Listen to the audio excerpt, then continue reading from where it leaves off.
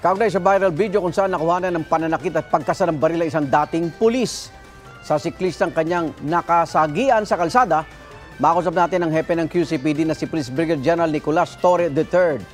Magandang umaga po.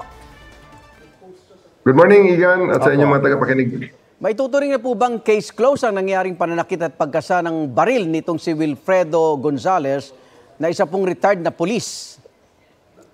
Sa totoo lang, wala namang case closed eh.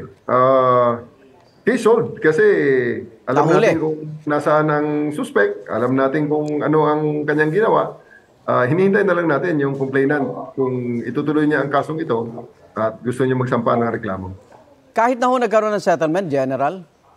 Nasa sa kanya po yun. Wala pong pumipigil sa kanya. Ang settlement naman na yan, anytime. Kung gusto niya umatras at gusto niya magbago ng isip, walang problema po yun. Nakausap niyo na ho ba yung biktima, yung siklista? Wala pa nga eh. Naghihintay ako. Ang naririnig ko lang sa social media. Opo. At may mga abogado it appears may abogado siya. Opo. Kukontakin namin ngayon at i-request namin na mag-file na ng complaint today para matapos ng alingas-ngas na sinasabi, ayaw daw i-file ng pulis. Pero nakausap niyo pa si Mr. Gonzales sa kasunduan nilang dalawa nitong siklista? Come again, Sir Ian? Yung kasunduan nila, yung settlement nila na nabanggit sa press con, ano? Nabanggit ba ni Mr. Gonzales sa inyo yon? Yes, nabanggit kahapon ni Mr. Gonzales yung kasunduan nila. May copy actually siya, may copy rin kami. Dahil may copy ang Police Station 11. Pero pag ganun ho ba na nagka-settlement, pwedeng hindi natuloy ang kaso, General? Ano bang proseso dyan? Essentially, hindi makagalaw ang pulis pag walang complainant. Pero it appears na si Attorney Raymond Fortun may mga posts sa Facebook at sinasabi niyang public crime. So today, we'll reach out to him. We'll ask him to stand in as complainant para ma-file natin ang kaso. Sagutin niyo na nga yung mga puna sa inyo na para daw kayo naging abogado kahapon kay Mr. Gonzales, General. Sa anong pagkakataon na ako naging abogado ni Gonzales? Bakit daw? Hindi ko kasi nakita ang social media sa ngayon eh. Medyo may ginagawa, maraming gawain regarding baka ho kasi ex-police. Akala nila nabibigyan ng pabor na trato ito. Ito pala ha. Ito kahapon, Igan. Sige.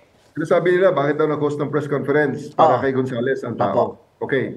Ang totoo nun, gaya nga na sinabi ni Gonzales, na makita niya ang post ko sa social media, sumurrender siya sa akin dito sa Camp Karingal. Okay. Nalaman ng mga mamamahayag. Dumating dito ang GMA, dumating dito ang ABS, dumating dito ang CNN andito. And I think 4 na major networks nandito. Opo. So, andyan sila sa labas ng opisina ko, si Gonzales na sa loob, anong gagawin ko?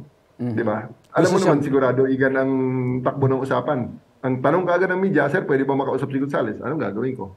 So, tinanong ko si Gonzales, ikaw ba gusto magsalita? Di, magsalita. Hinarap niya yung media at nagsalita nga siya, may statement siya kahapon. Pag hindi niyo naman hinarap, kung hindi ko hinarap, anong sasabihin naman? Pinoprotection naman ng pulis. Okay. Medyo may problema talaga tayo. Okay lang. It goes with the territory. Naintindihan natin yan, mga kababayan natin. Iwan na po natin siya at dito tayo sa inyong general concern ngayon, election period, gun ban. Kamusta po paghahanda, General? Nagsimula kahapon ang kagabi, 12:01, nagsimula na ang gun ban at nagkaroon na tayong mga checkpoints. Ngayon may launching. Binigay ko lang ang delegate ko muna sa aking Deputy for Operations ang pag-usap sa COMELEC together with the other stakeholders sa pag-conduct ng checkpoints natin ngayon at pag-inspect sa iba pang mga gawain regarding dito sa ating election. So, medyo maganda na po. All systems go naman tayo. May paalala ba kayo? Baka maubuso na naman yung checkpoint natin. Ano bang mga dapat gawin lang ng otoridad? Both ways yan no? Both ways yan. The authorities has a job to do. Ang paalala ko sa aking pangtao palagi, alam nyo naman ang batas nyo, alam nyo naman ang operational procedures.